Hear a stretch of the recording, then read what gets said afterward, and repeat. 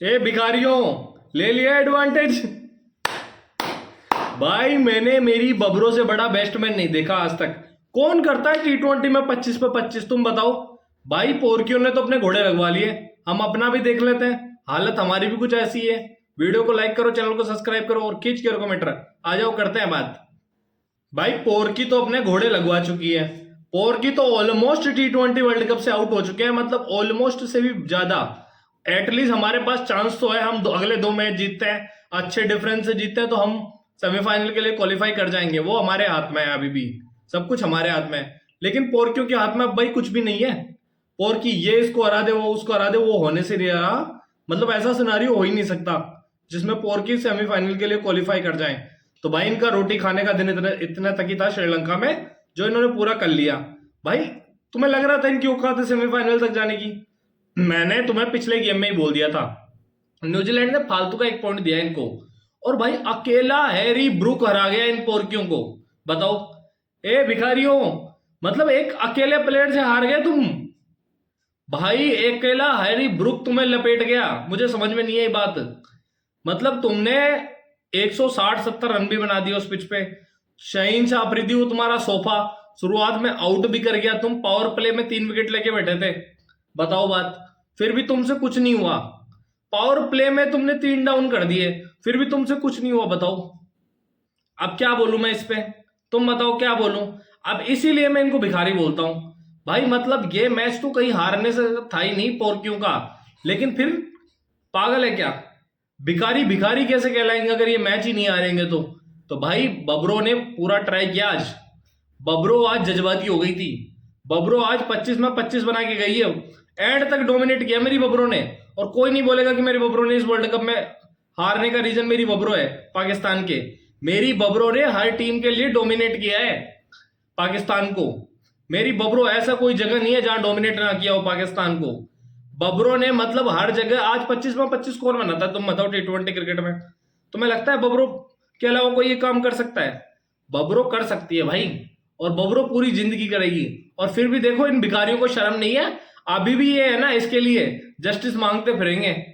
सही बता रहा हूं मैं भाई, तू हंस मत, मैं सही बता रहा हूं भाई, तू सब मजाक समझ रहा हो। इनको पता है भाई, इनको पता है, तुम्हें पता है ना, ये इसके लिए अब भी जस्टिस मांगेंगे। मैं तुम्हें बता रहा हूं बात कि बाबर आजम की तो कोई गलती नहीं है, उसको तो नंबर 4 पे खिला रहे थे, ओपन करवाना चाहिए था। अरे ओपन में तो ये सत्यानाश करके बैठे थे पहले ही। वो एक तो देखिए जी, और ये डेफिनेटली दोनों के दोनों ने सत्यानाश कर दिया था ओपनिंग में पाकिस्तान का। तो भाई यहां मतलब पाकिस्तान की टीम पे अगर मैं सीरियसली बात करूं ना, तो पोरकियों के लिए मतलब कुछ है ही नहीं। एक वो साहिबजादा फरहान है भाई, उसके लिए उसको कुछ भी बोल लो, वो उसकी हरकतें छिछोरी है, लेकिन वो प्लेयर अच्छा है। देखो उसने अच्छे रन बनाए, अच्छी टीमों के अगेंस्ट बनाए, तो इसलिए उसको मानना पड़ेगा। साहिबजादा फरहान ने अच्छे रन बनाए क्योंकि वो डोमेस्टिक से आया वो बंदा है, उसने डोमेस्टिक में मेहनत करी है। वरना 2018 में देखा था मैंने उसको लास्ट टाइम, जब वो ऑस्ट्रेलिया के अगेंस्ट खेला था, उसके बाद में मुझे अब दिख रहा था ये। तो ये बताओ, तो वो चीज है, साहिबजादा फरहान डोमेस्टिक का मटेरियल है, इसलिए वो परफॉर्म कर रहा है यहाँ पे। और अब तुम बात करते हो बबरों की, वो एक इनका है ना, वो क्या नाम है उसका, सस्ता ऑलराउंडर शायम अयूब। ना भाई उससे बॉलिंग होती है ना उससे बैटिंग होती है। अगर एक टाइम पे उससे बॉलिंग हो जाती है तो बैटिंग नहीं होती है, और बैटिंग हो जाएगी तो बॉलिंग नहीं होगी। उसका सैम अयूब का ये पूरा पक्का है, एक ही डिपार्टमेंट में अच्छा कर सकता है वो। आज तो उसने दोनों में हग्गा मार दिया वैसे भी भाई। लेकिन जो पोरकियों ने मतलब कमी नहीं छोड़ी, ना ये फील्डिंग में बढ़िया है, ना ये बॉलिंग में बढ़िया है, ना बैटिंग में तो इन्होंने गुड़गोबरी कर रखा भाई। बैटिंग में तो इन्होंने सत्यानाश फेर रखा पूरा। तो भाई पाकिस्तानियों के लिए कुछ नहीं है। तुम जाके अब वहां भिकारिस्तान में जाके अब भीख मांगना, बढ़िया तुम्हें रोटी मिल जाएगी वहां पे जाके खाना, रोटी के लिए वहां फिरना इधर उधर। IMF के पास चले जाना कर्जा लेने, बहन चोदो।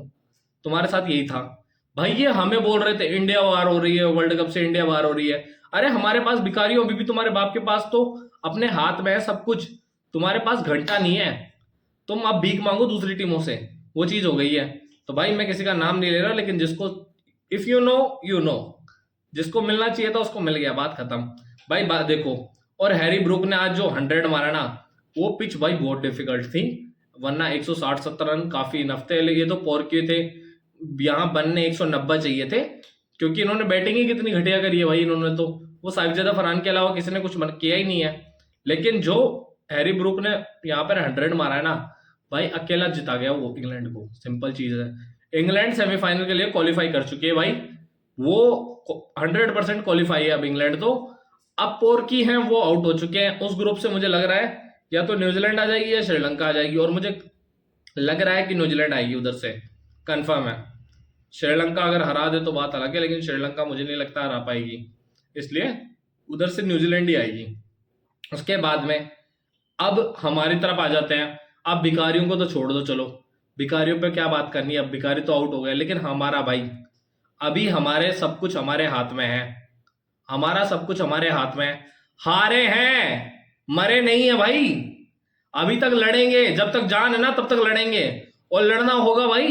125 करोड़ लोग उम्मीद करके बैठे हैं उन 11 प्लेयर्स से, तो लड़ना होगा। टेंशन वाली कोई बात नहीं है, तुम आराम से, कोई प्रेशर वाला गेम नहीं है भाई। देखो 2 मैच है, अच्छे मार्जिन से जीत जाओ। पहला मैच है जिम्बाब्वे को या तो 70-76 रन से हरा दो, पहले बैटिंग करते हुए बढ़िया बना दो 200-250 रन, जिम्बाब्वे को ऑल आउट कर दो 120-130 में, तो तुम 70-80-90 रन से जीत जाओ, तुम्हारा रन रेट कवर हो जाएगा, तुम्हारा रन रेट प्लस में आ जाएगा, सब कुछ सही हो जाएगा। उसके बाद में वेस्ट इंडीज को हरा दो। और एक चीज और है, जिस दिन हमारा मैच है ना जिम्बाब्वे से, उसी दिन सुबह के टाइम में, मतलब साउथ अफ्रीका और वेस्ट इंडीज का मैच भी है, उसमें बिलीव करो कि साउथ अफ्रीका वेस्ट इंडीज को हरा दे, प्रे करो, ये मान लो तुम तो। और ये होना चाहिए भाई, अगर साउथ अफ्रीका वेस्ट इंडीज को हरा देती है तो वेस्ट इंडीज फिर घोड़े लग जाएंगे वेस्ट इंडीज के भी। हम वेस्ट इंडीज को हरा देंगे जितने में वेस्ट इंडीज का पत्ता कट जाएगा, और हम सेमीफाइनल के लिए क्वालिफाई कर जाएंगे। भाई देखो अभी सब कुछ हमारे हाथ में है, अच्छे रन रेट से जीत जाओगे तो साउथ अफ्रीका की भी जरूरत नहीं है। देखो सिंपल चीज ये है, अगर साउथ अफ्रीका हरा देती है तो इससे तो अच्छी क्या ही बात होगी। तो वो चीज है भाई, बिंदास, कोई दिक्कत वाली बात नहीं है। हम भी सब कुछ हमारे हाथ में है। ये जो सूर्य कुमार यादव और गौतम गंभीर है ना, इन दोनों को सोचना पड़ेगा भाई। एक तो रिंकू सिंह शायद मुझे लग रहा है अगले मैच के लिए पता क्या अवेलेबल है या नहीं है, क्योंकि उसके फादर बीमार है तो इसलिए वो तो आउट है शायद, कुछ पता नहीं है, कंफर्म नहीं है, लेकिन मैंने जहां तक सुना है वो मैं बता रहा हूँ, क्योंकि आज उसने प्रैक्टिस सेशन में पार्टिसिपेट भी नहीं किया था, वो बाहर था आज मतलब। उसके बाद में गौतम गंभीर और सूर्य कुमार यादव को सोचना पड़ेगा भाई। एक तो तिलक वर्मा से, अभिषेक शर्मा से कुछ बातें करनी होगी भाई, कि ऐसे नहीं चलेगा भाई।